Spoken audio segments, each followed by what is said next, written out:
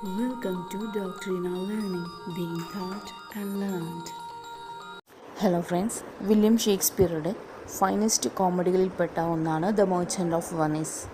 ഈ ഒരു play interesting story മാത്രമല്ല, ഒപ്പം റിച്ച്നെസ് ഇൻ പോയട്രി, കവിതയിലെ സമൃദ്ധിക്കും ആൻഡ് വെൽത്ത് ഓഫ് ഐഡിയാസ്, ആശയങ്ങളുടെ സമ്പത്തിൻ്റെ വളർച്ച, ഇതൊക്കെ കൂടി മോൾഡ് ചെയ്തെടുത്ത ഒരു സ്റ്റോറി ബോർഡാണ് നമ്മുടെ merchant of Venice. Story interesting ആണ്, ഒപ്പം പോയട്രി റിച്ച്നെസ് ഉണ്ട്, ഒപ്പം ഐഡിയാസ് ഓഫ് വെൽത്ത് ഉണ്ട്. ഈ പ്ലേയിൽ റൈറ്റ് പ്രൊപ്പോർഷനിൽ തന്നെ ഹ്യൂമറും നമുക്ക് നന്നായി കാണാൻ പറ്റും. ഇതിലെ ക്യാരക്ടറൈസേഷൻ വളരെ എക്സലൻ്റ് ആയിട്ടാണ് ചിത്രീകരിച്ചിട്ടുള്ളത്. പ്രത്യേകിച്ചും പണമിടപാടുകാരൻ്റെ സ്വഭാവം. ഇവിടെ അത്തരത്തിലുള്ള ഒരു ക്യാരക്ടർ എന്ന് പറയുന്നത് ഷൈലോക്കാണ്. ഷൈലോക്ക് എന്ന വളരെ ബുദ്ധിമാനായിട്ടുള്ള ക്രൂഡ് മൈൻഡുള്ള ഒരു ജൂവിഷാണ്. ഈ ഡ്രാമ മൊത്തം എടുക്കുകയാണെങ്കിൽ സംശയമില്ലാതെ പറയാം, ഇതിലെ ട്രയൽ സീൻ എന്ന് പറഞ്ഞാൽ ഇതിലെ ക്ലൈമാക്സ് സീനാണ് വളരെ ഇമ്പോർട്ടൻ്റ് ആയിട്ടുള്ള ഒരു ഏരിയ.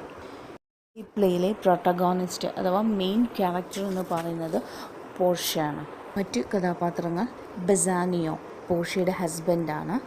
ആൻ്റോണിയോ, നമ്മുടെ ബെസാനിയോയുടെ ഫ്രണ്ടുമാണ്. A merchant of Venice. Shylock, a Jewish money lender. Balthasar എന്ന് പറയുന്ന ഒരു ക്യാരക്ടറിൻ്റെ, അതാരുമല്ല, നമ്മുടെ പോർഷ്യ തന്നെയാണ്. അവർ മെയിൽ ഡിസ്കസ് ചെയ്യുക, പ്രച്ഛന്ന വേഷം ധരിക്കുക, എന്താ പറയുക, വേഷം മാറി വരും. ഒരു മെയിലിൻ്റെ വേഷത്തിൽ പ്രത്യക്ഷപ്പെടുന്നുണ്ട് പോർഷ്യ.